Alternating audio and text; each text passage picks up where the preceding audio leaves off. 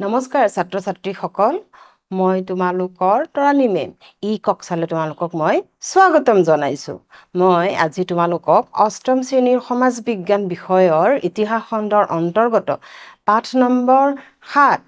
East India কোম্পানীৰ শাসনকালত ভাৰতবৰ্ষত হোৱা সংস্কাৰসমূহৰ পাঠটিৰ তৃতীয় অংশ আলোচনা কৰিবলৈ ওলাইছোঁ। এই পাঠটিত তোমালোকে ভাৰতবৰ্ষত ইষ্ট ইণ্ডিয়া কোম্পানীৰ শাসনকালত কি কি সংস্কাৰ হৈছিল তাৰ পিছৰ অংশখিনি দেখিবলৈ পাবা বা ইয়াৰ বিষয়ে আলোচনা কৰিবলৈ পাবা। কাৰণ ইয়াৰ আগৰ শ্ৰেণীত আমি শিক্ষা সংস্কাৰ বা ৰাজহ সংস্কাৰৰ বিষয়ে পাইছিলোঁ। এই পাঠটিত আমি সমাজ সংস্কাৰো কিছুমান তাৰমানে ইষ্ট ইণ্ডিয়া কোম্পানী শাসনকালত হৈছিলে। সেই সমাজ সংস্কাৰৰ কি হৈছিলে, কেনেকুৱা ধৰণৰ সামাজিক পৰিৱৰ্তন হৈছিল তাৰ বিষয়ে আমি এই পাঠটিত পাম বা এই অংশটিত পাম। ঠিক আছে, আমি এই অংশটিলৈ যাওঁ ব'লা। এই সমাজ সংস্কাৰ বুলি কোৱাৰ লগে লগে ইষ্ট ইণ্ডিয়া কোম্পানীয়ে আৰ্থিকভাৱে হওক বা ৰাজহুৱাভাৱে হওক বা শিক্ষা বিভাগতে হওক সকলোতে কি কৰিছিলে, কিছুমান সংস্কাৰ কৰিছিলে। কাৰণ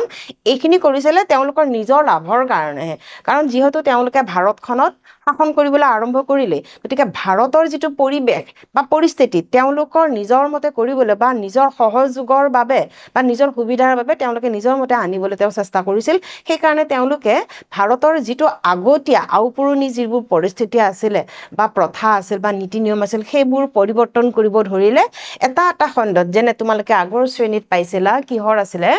ৰাজহৰো তেওঁলোকে সংস্কাৰ কৰিলে বা তেওঁলোকে শিক্ষাৰ ক্ষেত্ৰতো কিছুমান সংস্কাৰ কৰিলে। এইবাৰ আমি পাম যে তেওঁলোকে সমাজতো কিন্তু কিছুমান পৰিৱৰ্তন আনিছিলে। সমাজত তেওঁলোকৰ সময়ত কি পৰিৱৰ্তন নাছিলে, এই ক্ষেত্ৰত আমি কাৰ নাম ল'ব লাগিব, কিছুমান অনুষ্ঠান বা কিছুমান প্ৰতিষ্ঠানৰ নাম ল'ব লাগিব। এই অনুষ্ঠান প্ৰতিষ্ঠানবিলাকে কি কৰিছিলে, সেইখিনি সময়ত ভাৰতবৰ্ষত যিবোৰ প্ৰচলিত সামাজিক নীতি নিয়ম আছিলে তাৰ বহুত পৰিৱৰ্তন আনিছিল। এই ক্ষেত্ৰত বহুত কেইটামান অনুষ্ঠান আছে যিয়ে উদগনি জনাইছিল বা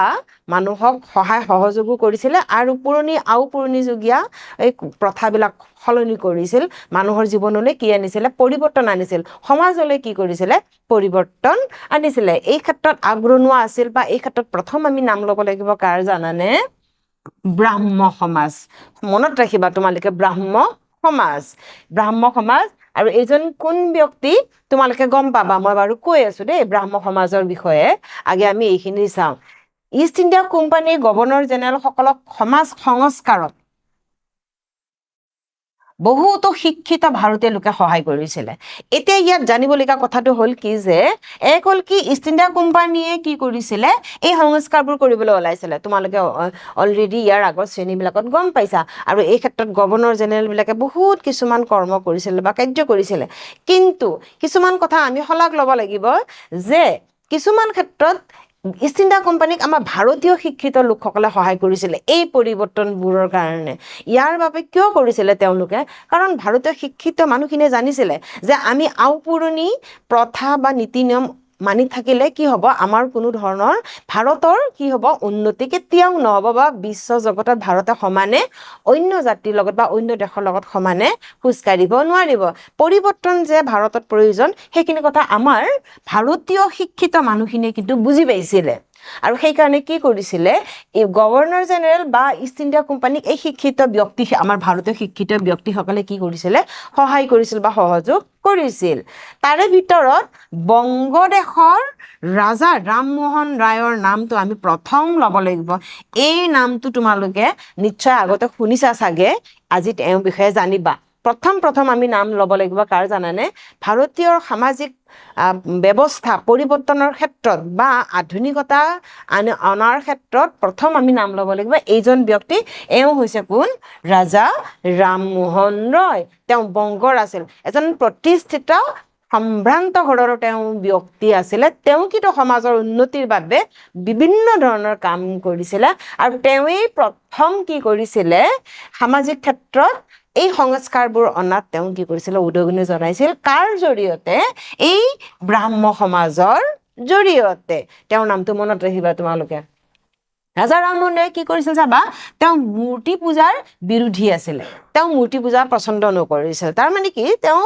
পূজা পাতলত বিৰোধী আছিল তেনেকুৱা নহয় তেওঁ ঈশ্বৰত বিশ্বাসী আছিল ঈশ্বৰৰ প্ৰতি তেওঁৰ অগাধ বিশ্বাস আছিল কিন্তু তেওঁ কি কৰিছিলে মূৰ্তি পূজাৰ বিৰোধিতা কৰিছিলে জাতিভেদ শূন্য ভাৰতীয় সমাজ এখন গঢ়িবলৈ তেওঁ চেষ্টা কৰিছিল তেওঁ অহৰহ চেষ্টা কৰিছিল যাতে ভাৰতৰ পৰা যিটো ভাৰতত প্ৰচলিত এটা ব্যৱস্থা আছিলে কি জানেনে আওপুৰণি জাতিভেদ প্ৰথা আগতে বৰ জাতিভেদ মানুহবোৰে মানিছিলে যে এই জাতিভেদে কি কৰিছিলে মানুহৰ মাজত কি আছিল সমানতা আনি দিয়া নাছিল মানুহৰ উচ্চ নিচ এই ভাৱটো মানুহৰ মাজত প্ৰচলিত আছিলে আগতে আৰু আমাৰ এই শিক্ষিত ব্যক্তিসকলে এইখিনি বুজি পাইছিলে আৰু তেওঁলোকে জানিছিলে জাতিভেদ এই কুপ্ৰথা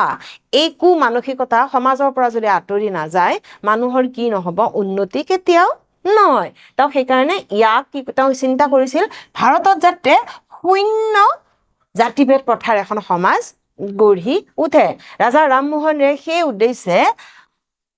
1828 খ্ৰীষ্টাব্দত ব্ৰাহ্ম সভা পাতে প্ৰথমতে আকৌ এই ব্ৰাহ্ম সমাজখন কি আছিল ব্ৰাহ্ম সভা আছিলে আৰু সেইটো হৈছিলে কেতিয়া 1828 খ্ৰীষ্টাব্দত তোমালোকে চনটো মনত ৰাখিবা আৰু ব্ৰাহ্ম সমাজক পূৰ্বতে কি বুলি জনা গৈছিলে ব্ৰাহ্ম সভা বুলি জনা গৈছিল পিছলৈ 1830 খ্ৰীষ্টাব্দত ই ব্ৰাহ্ম সমাজ নামে এই অনুষ্ঠানটো গঢ় লৈ উঠে তাৰমানে এই ব্ৰাহ্ম সভায়ে গৈ কিনে কি হৈ গ'ল ব্ৰাহ্ম সমাজ হ'ল কেতিয়া হ'ল 1830 চনত এইটো তোমালোকে মনত ৰাখিবা যে ব্ৰাহ্ম সমাজলৈ প্ৰতিষ্ঠা হ'ল কেতিয়া 1830 চনত গতিকে ভাবা ইয়াৰ বাবে তেওঁলোকে অহৰহ কিমান কৰ্ম কৰিছিলে পৰৱৰ্তী সময়ত কবিগুৰু ৰবীন্দ্ৰনাথ ঠাকুৰৰ পিতৃ দেবেন্দ্ৰনাথ ঠাকুৰে তেওঁ সহযোগী আছিল এতিয়া চোৱা এতিয়া কবিগুৰু ৰবীন্দ্ৰনাথ ঠাকুৰৰ কথাটো মই তোমালোকক ক'বই নালাগে তোমালোকে নিশ্চয় জানা তেওঁ আমাৰ কি কৰিছিলে জাতীয় সংগীতটো বা আমাৰ ৰাষ্ট্ৰীয় সংগীতটো কোনে ৰচনা কৰিছিলে ৰবীন্দ্ৰনাথ ঠাকুৰে সেই ৰবীন্দ্ৰনাথ ঠাকুৰৰ পিতৃ দেবেন্দ্ৰনাথ ঠাকুৰেও কিন্তু এই ব্ৰাহ্ম সমাজৰ লগত কি আছিলে তেওঁ ওতপ্ৰোতভাৱে কি আছিলে জড়িত আছিল তেওঁ এই সমাজক তেওঁ কি কৰিছিল সহযোগো কৰিছিল আৰু ইয়াত তেওঁ কি কৰিছিল কৰ্মও কৰিছিল সমাজক সহায় সহযোগ বা সংস্কাৰ আনিবলৈ এই সমাজৰ মূল কাম কি আছিলে চাবা সতীদাহ প্ৰথা কন্যা শিশু হত্যা সমাজৰ পৰা কুনিয়ম আঁতৰোৱা এই সমাজৰ প্ৰথম আৰু মুখ্য উদ্দেশ্য আছিল কি সতীদাহ প্ৰথা তোমালোকে সতীদাহ প্ৰথাৰ বিষয়ে ইয়াৰ আগৰ শ্ৰেণীত পাইছা যে স্বামী মৃত্যু হোৱাৰ লগে লগে সেই মৃত্যুৰ চিতাত তেওঁৰ স্ত্ৰীও কি কৰিব লাগিছিলে মৃত্যুবৰণ কৰিব লাগিছিলে কন্যা শিশু যে ছোৱালী জন্ম হোৱাৰ লগে লগে ছোৱালীক মৃত্যুদণ্ড দিয়া বা মাৰি পেলোৱা এই কুনিয়মবোৰ অঁতৰোৱাটো আছিল ব্ৰাহ্ম সমাজৰ মুখ্য উদ্দেশ্য আছিলে আৰু ৰাজা ৰামমোহন ৰায়ে এই ক্ষেত্ৰত কি কৰিছিল লৰ্ড উইলিয়াম বেণ্টিংকক সহায় কৰিছিল তোমালোকে ইয়াৰ আগৰ পাঠত পাইছা সতীদাহ প্ৰথা নিৰ্মূল কোনে কৰিছিল আমাৰ লৰ্ড উইলিয়াম বেণ্টিংকে আৰু এই ক্ষেত্ৰত লৰ্ড উইলিয়াম বেণ্টিংকক সহায় কৰিছিলে কোনে ৰাজা ৰামমোহন ৰয়ে ব্ৰাহ্ম সমাজৰ জৰিয়তে তাৰোপৰি স্ত্ৰী শিক্ষাৰ ওপৰতো তেওঁলোকে গুৰুত্ব দিছিল এইয়া চোৱা স্ত্ৰী শিক্ষা যিটো বৰ্তমানো আমাৰ প্ৰচলিত কি হৈছে মেইন উদ্দেশ্য হৈছে আমাৰ সমাজৰ মেইন উদ্দেশ্য হৈছে যে কোনো ছোৱালী যাতে কি শিক্ষাৰ পৰা বঞ্চিত নহয় আৰু এই স্ত্ৰী শিক্ষাৰ এই প্ৰচলন সেই মধ্যযুগৰ পৰাই আৰম্ভণি হৈছিল বা আধুনিক যুগত ইয়াক প্ৰথম কি দিছিলে প্ৰধান মুখ্য হিচাপে তেওঁলোকে উদ্দেশ্য হিচাপে ধৰি লৈছিল আৰু তেতিয়াৰ পৰাই স্ত্ৰী শিক্ষাৰ ওপৰত কি কৰিছিলে গুৰুত্ব প্ৰদান কৰিছিলে এই অনুষ্ঠান আৰু এই প্ৰতিষ্ঠানবোৰে অপ্ৰাপ্তবয়স্ক বিধৱাক পুনৰ বিয়া দিয়াটো ব্ৰাহ্ম সমাজৰ এটা প্ৰধান দায়িত্ব আছিল ব্ৰাহ্ম সমাজে ইমানবোৰ ভাল কৰ্ম কৰাৰ লগতে আৰু এটা ভাল কৰ্ম কৰিছিল কি জানানে অপ্ৰাপ্তবয়স্ক বিধৱা এতিয়া অপ্ৰাপ্তবয়স্ক বিধৱা মানে কি জানানে অতীতত কি আছিলে বাল্য বিবাহৰ নিয়ম আছিল যে ছোৱালী প্ৰাপ্তবয়স্ক নোহোৱাৰ আগতে তেওঁলোকক কি কৰিছিল সৰুতে ছোৱালীবোৰক বিয়া দিছিল কিন্তু ছোৱালীজনী প্ৰাপ্তবয়স্ক পাওঁ মানে কেতিয়াবা কিছুমান ছোৱালী কি হয় বিধৱা হ'বলগীয়া হয় তাৰমানে তেওঁক স্বামীক হেৰুৱাবলগীয়া হয় তো সেনেকৈ কি হৈছিলে সমাজত অপ্ৰাপ্ত বয়স্ক বিধৱাই ভৰি পৰিছিলে সেইকাৰণে সমাজ সংস্কাৰৰ বাবে বা এই ছোৱালীবোৰৰ জীৱন উদ্ধাৰৰ বাবে যে ভৱিষ্যতে সিহঁতে যাতে অকলে হৈ নাথাকে বা সিহঁতো নিজৰ ভৰিত থিয় দিব পাৰে বা তেওঁলোককো সহায় সহযোগ কৰা বা তেওঁলোকো জীৱনৰ নতুন পাতনি মেলিব যাতে পাৰে দুখৰ পৰা আঁতৰাবৰ কাৰণে কি কৰিছিলে এই অপ্ৰাপ্তবয়স্ক বিধৱাবিলাকক পুনৰ বিয়াৰ ব্যৱস্থাও কৰিছিলে কোনে এই ব্ৰাহ্ম সমাজে এতিয়া বুজি পালানে এনেই চাবা এনেই সংস্কাৰমূলক কামবোৰ কৰি যাওঁতে ৰাজা ৰামমোহন ৰায়ে ভাৰতীয় হিন্দু সমাজত আন এটা ডাঙৰ দুখ দেখিছিল তেওঁ যেনেকৈ গোটেই ভাৰতীয় সমাজ ব্যৱস্থাইতো তেওঁ ঠিক কৰিব ওলাইছিল ন তেওঁ এইবোৰ কৰি থাকোঁতে আৰু এটা ডাঙৰ তেওঁ দুখ দেখা পালে সমাজত প্ৰচলিত আৰু এটা কুপ্ৰথা তেওঁ দেখা পালে কি চাবা সেই সময়ত যিসকল ভাৰতীয়ই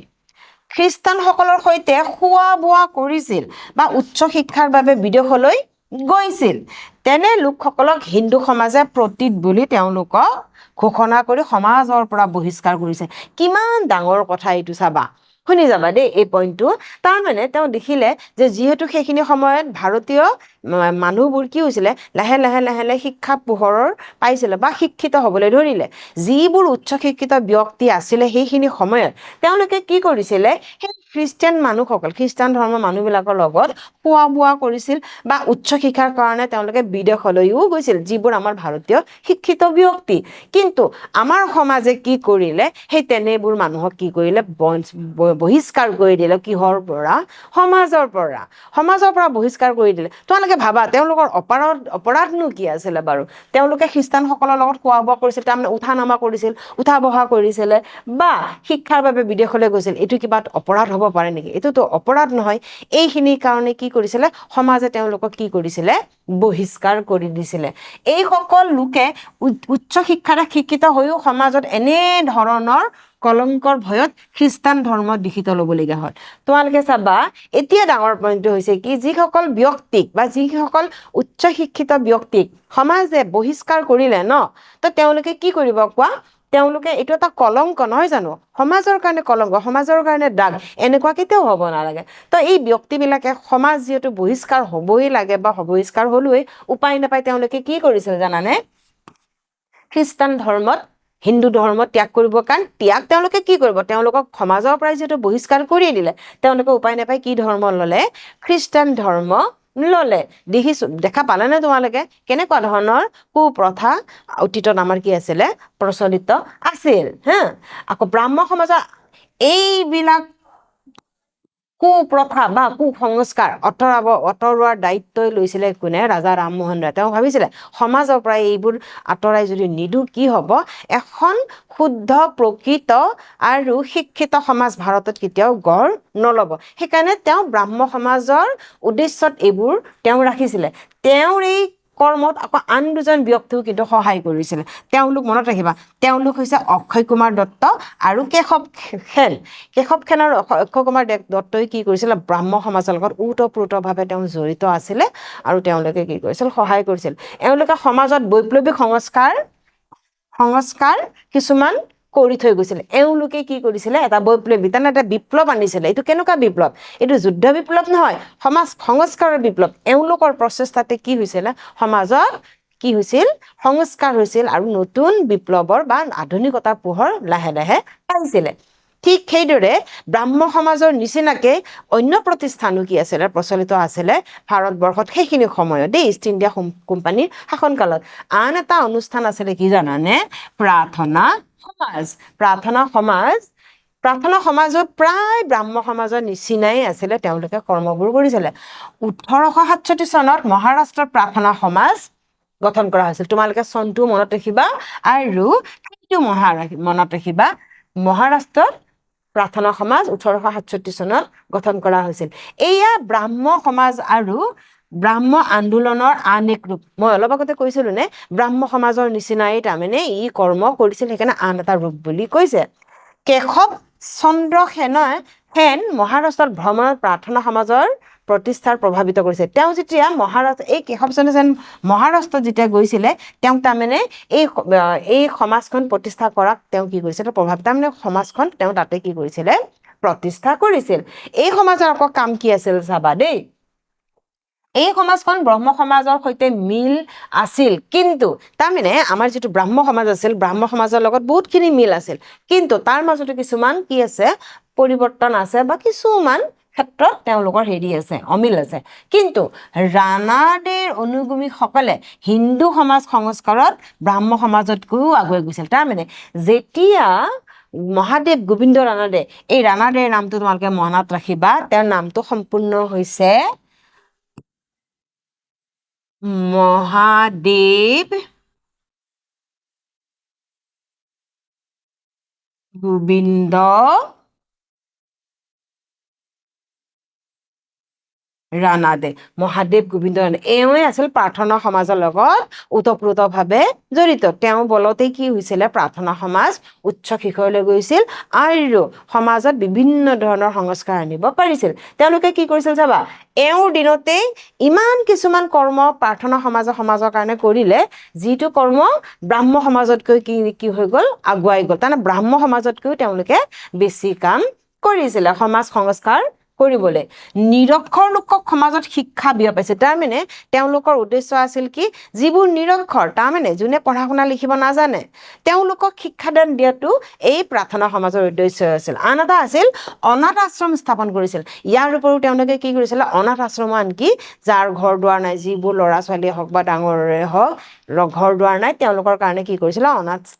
আশ্ৰম স্থাপন কৰিছিলে। সামাজিক আৰু অৰ্থনৈতিকভাৱে পিছপৰা শ্ৰেণীক উন্নীত কৰাৰ বাবে কাম কৰিছিল। চোৱা, যিসকল ব্যক্তি সামাজিক বা অৰ্থনৈতিকভাৱে পিছপৰা আছিলে, সমাজত তেওঁলোকৰ কোনো স্থান নাছিল, তেওঁলোকক সহায় কৰাও কাম কোনে কৰিছিলে, প্ৰাৰ্থনা সমাজে। ঠিক সেইদৰে প্ৰাৰ্থনা সমাজৰ দ্বাৰা আমি আন এটা সমাজ পাম বা অনুষ্ঠান প্ৰতিষ্ঠান পাম, সেইটো হৈছে কি, আৰ্য সমাজ। এখেত কোন হয় তোমালোকে গম পাবা, ৰবা। আৰ্য সমাজো ঠিক ব্ৰাহ্ম সমাজে প্ৰতিৰূপ, ব্ৰাহ্ম সমাজৰে এটা প্ৰতিৰূপ বুলি তোমালোকে গম পাবা। ব্ৰাহ্ম সমাজৰ নিচিনাই তেওঁলোকৰ উদ্দেশ্য হৈছিল। মুঠৰ ওপৰত কি জানালে, এই অনুষ্ঠানবিলাক, যিবোৰ অনুষ্ঠান প্ৰতিষ্ঠান সেইখিনি সময়ত হৈছিলে বা ইষ্ট ইণ্ডিয়া কোম্পানী শাসনকালত সমাজ সংস্কাৰ যিবোৰ হৈছিলে, এইবিলাকৰ প্ৰায় উদ্দেশ্য বা ইয়াৰ লক্ষ্য প্ৰায় একেই আছিলে। সমাজত কি কৰিব লাগে, আওপুৰণি প্ৰথাবোৰৰ ঠাইত